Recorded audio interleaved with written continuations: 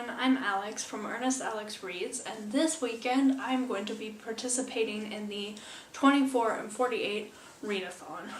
So I thought I would talk about my TBR for this Readathon in this video.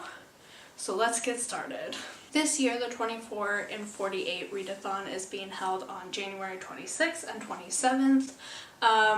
Basically I think I'm going to leave all of the information down below. The 24 and 48 Readathon is being held on the 26th and 27th of January this year.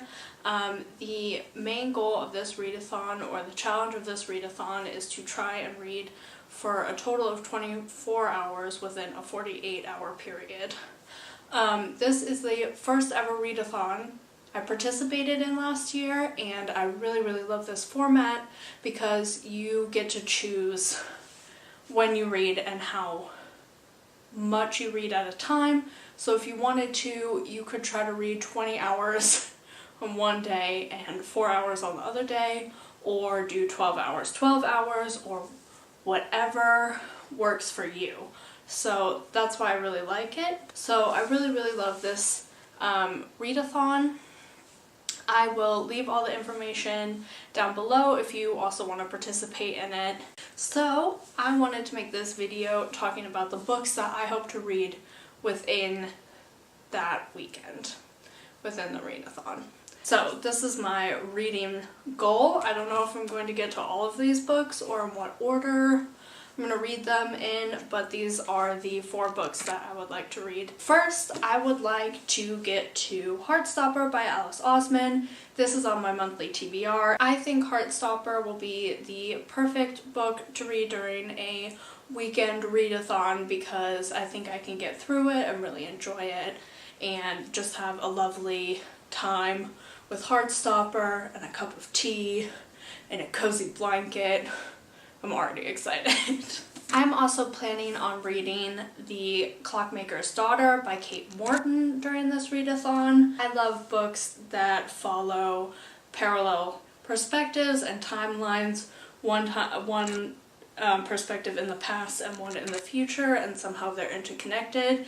And that is basically how every Kate Morton book that I've read is set up, so I really enjoy, I tend to end up really enjoying her books. This book follows 2 timelines, one in 1862 where a group of artists spend the summer in this house to be creative and something catastrophic happens, and the other timeline follows a archivist 150 years later who I think is going to try to solve the mystery of what happens, or what happened that summer. So I'm looking forward to this. I think because it's the book is organized in a way that I really enjoy, I'll be able to get through this chunkster, especially if I'm going to be reading for 24 hours.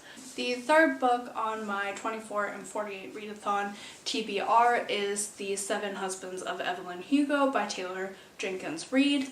I have heard so much about this book and so much positive stuff about this book, and it has made me want to read this book, and I have decided to finally pick it up on my beautiful reading weekend, and I'm pretty positive that I'm going to enjoy this book.